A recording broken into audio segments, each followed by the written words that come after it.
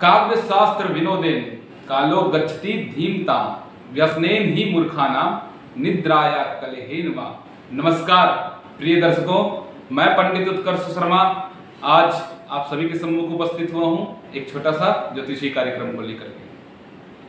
प्रिय दर्शकों, काव्य शास्त्र विनोदेन ये समय जो है व्यतीत हो रहा है, ये समय जो है अपनी गति से चल रहा है, लेकिन शास्त्र कहता है काव्य शास्त्र विनोदेन कालो गच्छति धीमताम। ये समय तो व्यतीत हो रहा है, लेकिन इस समय को खर्च करने का तरीका अलग अलग मनुष्यों का अलग अलग होता है। विद्वान मनुष्य के बारे में शास्त्र कहता है कि काव्य शास्त्र विनोदेन मतलब जो विद्वान मनुष्य होते हैं वे अपने समय को काव्य शास्त्र को पढ़ने में, अच्छी बातों को जानने में और सत्संग करने में व्यतीत करता है। मतलब समय का सदुपयोग, वो समय का सही सदुपयोग इसी को मानता है।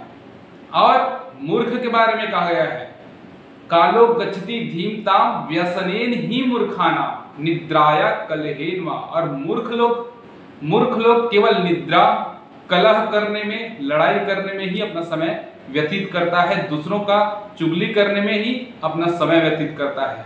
और ठीक विपरीत सज्जन पुरुष अपना समय जो है अपने काम को करने में और काव्य शास्त्र के पढ़ाई करने में, काव्य शास्त्र को जानने में, धर्म को जानने में ही व्यतीत करता है।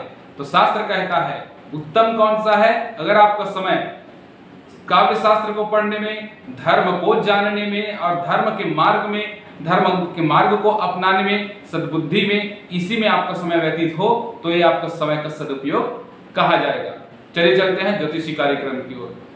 प्रिय दर्शकों, ज्योतिष शास्त्र बृहद शास्त्र है, आपको पहले ही बतलाया था। ऋषि महात्माओं ने इनको वेद का चक्षु कहा गया, वेद का नेत्र कहा गया, जिसके माध्यम से भूत भविष्य के ज्ञान हम रख सकते हैं, हम जान सकते हैं और जान करके उसको कुछ ठीक कर सकते हैं। कुछ ठीक इसलिए क्योंकि अवश्यम भावी भावनाम प्रतिकारो यदि भवेत, मतलब अवश्यम भावी को टालना इतना आसान नहीं होता। वो वही मनुष्य टाल सकता है, वो वही मनुष्य भाग्य को परिवर्तित कर सकता है जो धर्म के मार्ग पर है और जो प्रभु भक्ति में लीन है या प्रभु के आश्रय में है, वो वही व्यक्ति टाल सकते हैं। मेरे पास में ऐसे बहुत से लोग आते हैं, बोलते हैं कि महाराज जी हम मतलब हमारी कुंडली को तो हमारे कर्म से चेंज किया जा सकता है, उसको बदला जा सकता है, लेकिन इनके पीछे बहुत गुणतम ज्ञान है जो और किसी एपिसोड में मैं आपको बतलाऊंगा।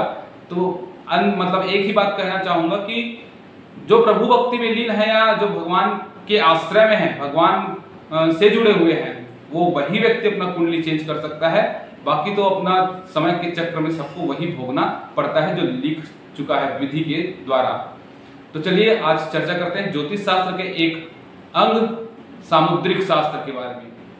प्रिय दर्शकों, अंगों का फड़कना, अगर आपको पहले से पता चल जाए कि आपके ऊपर कोई अनहोनी होने वाली है, आपके ऊपर कोई बला आने वाला है, तो आप सचेत हो सकते हैं। दर्शकों, एक बात बतलाना चाहूंगा, यह प्रकृति अचानक ही कुछ नहीं करती, ये पहले बताती है, ये सूचना देती है। और सूचना किस माध्यम से देगी? वो नाना प्रकार से सूचना देने का जो माध्यम है वो बहुत से प्रकार से है, जैसे कि कौओं का चिल्लाना, जैसे कि आपके अंगों का फड़कना, जैसे कि आपके अंगों में खुजली का होना। बहुत से ऐसे माध्यम हैं जो आपके भविष्य में होने वाली घटनाओं का सूचना दे देता है। ऐसे ही आज हम चर्चा करेंगे आंखों का फड़कना। प्रिय दर्शकों, विज्ञान इसको ये मानता है कि आंखों का फड़कना एक सामान्य घटना है और वो रात अगर नींद पूरी नहीं हुई, रात्रि में अगर नींद पूरी नहीं हुई है तो ये फड़क सकता है। लेकिन धर्मशास्त्र के अनुसार से देखें, अंग शास्त्र के अनुसार से अगर आप देखें तो आंखों का फड़कना आपको किसी अनहोनी घटना का सूचना देता है या कोई शुभ संकेत वो देता है। प्रिय दर्शकों, पुरुष की बाई आंखों का फड़कना,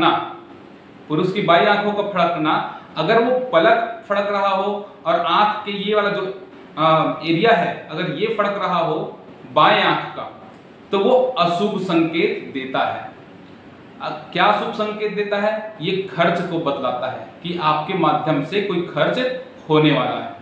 अगर आंख के पलक के साथ साथ भवों का फड़कना अगर चालू हो जाए तो आप समझ जाइए कि आने वाले भविष्य में आपके किसी दुश्मन के साथ में फिर से सामना होने वाला है। लड़ाई झगड़ा की ये सूचना दे देता है।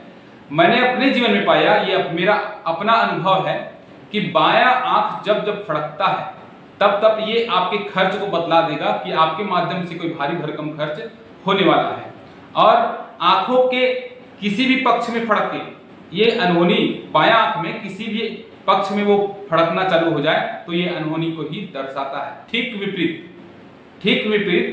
अगर किसी महिला का बायां आंख फड़के तो ये शुभ संकेत देता है, ये पैसे को दर्शाता है कि पैसा आपके पास में आने वाला है और इस शुभ घटनाओं को सूचित करता है। वैसे ही पुरुष के दाहिना आंख जब फड़के तो आप समझ जाइए कि किसी भी माध्यम से आपके पास में पैसे आने वाले हैं और कोई शुभ घटना आपके साथ होने वाले हैं। तो अगर महिला के, अगर माताओं के दाहिना आंख फड़कना चालू हो जाए तो आप समझ जाइए कि कोई अनहोनी घटना होने वाली है या आपके हाथों से खर्च होने वाला है। तो इस अंग फड़कन से आप जान सकते हैं कि, और ये कोई कोरा तथ्य नहीं है, कोई कोरा तथ्य नहीं है कि मैं मतलब सामुद्रिक शास्त्र में ऐसे ही बतला दिया गया। मैं अपना अनुभव बतला रहा हूँ और लोगों से जो मैं जाना वो अनुभव आपको ये बतला रहा हूँ कि ये फड़कन, ये जो आंखों का फड़कना है, ये पूर्वानुमान करा देता है। क्योंकि हमारे प्रकृति में जो कुछ भी होता है वो अविरथा नहीं होता। जो कुछ भी होता है उसका पूर्वानुमान प्रकृति के द्वारा हमें दे दिया जाता है और वो बस हमें समझना होता है। अब बोले कि महाराज ये फड़के और वो जो खर्च हो गया या खर्च होने वाला है और पैसे आने वाला है, ये सब शुभ हुआ तो ठीक है, अशुभ हुआ तो उसका कुछ उपाय तो होना चाहिए। आप उपाय पूछेंगे, जी हाँ, इसका बिल्कुल सही और सटीक उपाय आपको बतलाता हूं। अगर ऐसा कोई अशुभ घटना होने वाला हो और आपको बाएं आंख फड़के और अगर महिलाओं के दाएं आंख अगर फड़कना चालू हो जाए तो आप प्रातःकाल उठिए और स्नान आदि से निवृत्त होइए और होकर के पूजन स्थल में जाइए। पूजन स्थल में जाने के पश्चात में एक घी का दिया पकड़िए और घी का दिया आपके जो भी इष्ट देव है उसको आप दीपक दिखाइए और भगवान से कामना कीजिए कि अगर कोई भी अशुभ घटना होने वाली है उसका शमन आपके द्वारा हो जाए। अगर आपके घर में, अब किसी के घर में इष्ट देवता या देवी देवता भी नहीं रखा होता, उसके लिए मैं ये बतला रहा हूं कि आप शिव मंदिर चले जाइए। शिव मंदिर जाकर के घी का दिया जलाइए और घी का दिया जलाने के पश्चात महादेव से प्रार्थना कीजिए कि होने वाले जो भी अनहोनी घटनाएं हैं उसको हे भगवान आप समन करेंगे, आप उससे जो है हमारी रक्षा करेंगे। और अगर वो शुभ है, अगर आपका दायां आंख फड़का और महिलाओं का अगर बायां आंख फड़कता है तो अगर वो शुभ है तो शुभ को भी घटित होने के लिए आप यही प्रोसेस अपना सकते हैं, आप यही क्रिया कर सकते हैं। तो प्रिय दर्शकों, इसके द्वारा आप मतलब ये एपिसोड में आपको मैंने ये बतलाया कि अंग फड़कन क्या सूचना देता है। आने वाले एपिसोड में ऐसे ही तिल के बारे में और अंगों के और जो भी फड़कन है उसके बारे में मैं वीडियोस डालूंगा, उसको जरूर देखिएगा।